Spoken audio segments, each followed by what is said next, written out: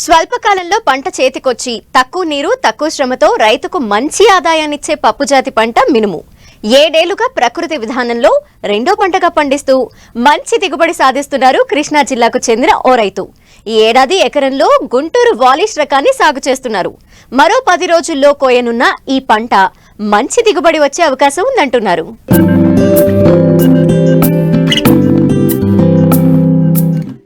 ఇదిగో ఇక్కడ వరి మాగాణుల్లో పెరిగిన ఈ మినుము పంటను చూడండి.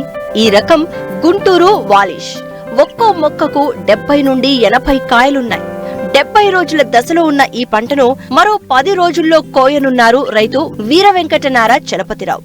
కృష్ణా జిల్లా గుడివాడ మండలం పెద ఎణుకుపాక గ్రామానికి చెందిన ఈయన ఖరీఫ్ లో వరి సాగు చేస్తూ రబీలో మినుమును సాగు చేస్తూ ఉంటారు. అయితే సొంత ఇంటి అవసరాల కోసం ఎకరంలో 7 ఏళ్లుగా ప్రకృతి విధానంలోనే పంటలు పండిస్తున్నారు. తమ ఇంటి అవసరాలకు పోను మిగతావి నేరుగా వినియోగదారులకు అమ్ముతూ అధిక ఆదాయం పొందుతున్నారు.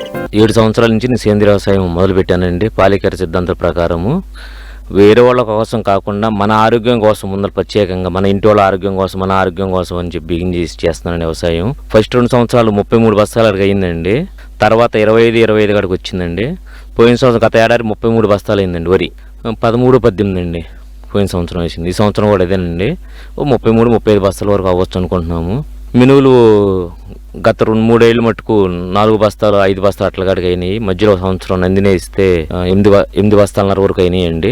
ఎకరమేనండి, ఎకరమే చేస్తాను సేంద్రీయ వ్యవసాయం కూడా నేను చేసేది. అవి కూడా నేను ముడి బియ్యమే అమ్ముతున్నానండి కస్టమర్లకి. బస్తా వచ్చి 3,000 దాకా అమ్ముతున్నాను. మినువులు వచ్చేపాటికి డబుల్ రేట్ అమ్ముతున్నాండి కస్టమర్లకి. సుమారుగా బస్తా ఒక 10,000 ఉందనుకోండి, ఒక 15,000 రేట్ అట్లా. వడ్లు అనుకోండి మన 1,500 అట్లా ఉన్నాయి కదా, 3,000 అమ్ముతున్నాను వడ్లు అయితేనండి. వరికి వచ్చేప్పటికి జీవామృతము, వేప నూనె, పూత మన వరి కంకి ఈనేసిన తర్వాత మజ్జిగ, గింజ పాలు పోసుకోవడానికి ఎండు తెగులు అవి రాకుండా ఉంటాయి. మజ్జిగ బాగా ఉపయోగపడుతుందండి. పాలు పోసుకుంటే కూడా ఉపయోగపడుతుంది మజ్జిగ, పుల్ల మజ్జిగ అండి. మినువులకు వచ్చేపాటికి స్టార్టింగ్లో జీవామృతము కలిపింది కొత్త స్ప్రేయింగ్ చేస్తామండి. తర్వాత నూనెలు చేస్తాను, కోడిగుడ్లు నూనెలు దఫాలుగా. నూనె వేప నూనె చేస్తామండి, కొబ్బరి నూనె, మంచు నూనె, పామాయిలు, మళ్ళీ నువ్వుల నూనె, ఆవు నూనె మిక్సింగ్ అంతా అన్నీ కలిపి అయ్యో పావు అట్లా కలిపి ఎకరానికి లీటర్ కాడికి 12 కోడిగుడ్లు మిక్స్ చేసి స్ప్రేయింగ్ చేస్తామండి. డైరెక్ట్ నూనె వాటర్లో కలర్ సాయిబుల్ కాదు కాబట్టి కోడిగుడ్ల గురించి కలిపి చేస్తాను స్ప్రేయింగ్.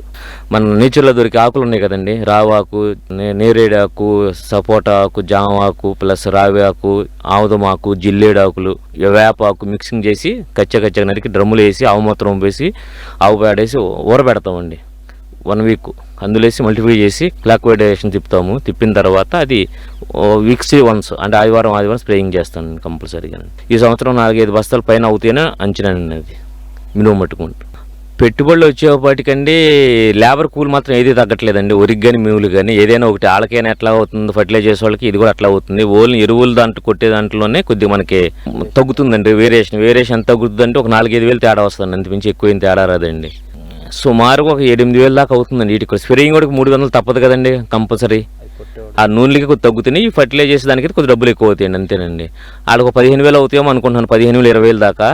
ఇప్పుడు నాకు ఒక సగం వేసుకున్న 10,000 అవుతుందండి సుమారుగా. ఇలా చేసుకోవడం వల్ల రైతుకి కొద్దిగా లాభసాటి తక్కువ కనబడవచ్చు, కానీ ఓవరాల్గా నాకైతే కనుక మన కస్టమర్ బేస్ చేసుకుంటే కనుక లాభం మాత్రం ఎక్కువ వస్తుంది. వీళ్ళకి వచ్చే దాని మీద లెక్కేసుకుని నాకు 50-60 వేలు అదనంగానే మిగులుతున్నాయండి. హైదరాబాదు, వైజాగ్, విజయవాడ ట్రాన్స్పోర్ట్ వెళ్తూ ఉంటాయి. 50 కేజీలు అండి. 30 బస్తాలు అనుకోండి, 33 90,000 అండి. పోనీ 50,000 ఖర్చులు తీసినా 40,000 మిగులుతున్నాయండి. సపోజ్ 6 బస్తాలు అయినవి అనుకుందాము, 6 బస్తాలు 60,000, 30,000 ఖర్చులు తీసేసినా 30,000 మిగులుతాయండి. 30 అవి ఒక 40 అండి, 70,000 ఈజీగా. 75,000 అనుకుని 60,000 కంపల్సరీ మిగులుతాయండి ఎట్టి పరిస్థితుల్లో. సుమారుగా ఇప్పుడు సేంద్రీయ వ్యవసాయం చేస్తున్న మినువులకి గుంటూరు వాలిష్ అండి. ఇది సుమారుగా చెట్టుకు వచ్చి 70-80 కాయలు దాకా దగ్గర అండి.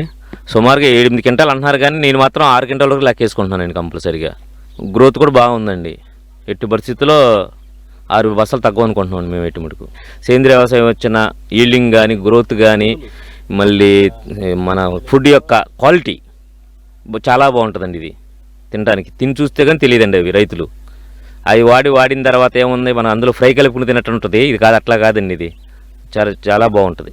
తీసుకొచ్చి మనం తెచ్చుకున్న కషాయం కానీ అది కానీ ఇది కానీ అందులో డ్రమ్లో పోసేస్తాం. పోసిన తర్వాత క్లాక్ వైజ్ డైరెక్షన్ తిప్పిన తర్వాత వడగట్టుకుని స్ప్రేయింగ్ చేస్తామండి. మొత్తం 70 రోజులు అయింది వాళ్ళకి పంట కాలం.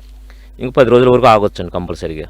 అంతే. ఇత్తనాలు కూడా లెక్కేయాలని ఓన్లీ స్ప్రేయింగ్ వరకు ఇత్తనాల వరకు లెక్కేసాం అనుకోండి. ఇత్తనాలు కూడా లెక్కేస్తే ఒక 5,000-33,000 అయినట్టు లెక్కే కదండి. 10,000 మా అయితే ఇంకో 2,000 మళ్ళీ మిషన్ చేయాలి కదండి. మనం పీకినందుకు ఒక 7,000 అవుతుంది, ఇంకో 10,000 ఖర్చు అవుతుంది. సుమారుగా 20,000-25,000 వరకు ఎకరానికి ఖర్చు అవుతుంది కంపల్సరీగా. అందుకని 6 బస్తాలు లెక్కేస్తే 10,000 చొప్పున లెక్కేసుకున్నాం మనం, 60,000 వస్తాయి. 60,000 30,000 ఖర్చు పోయిన 30,000 కంపల్సరీ మిగులుతాయి.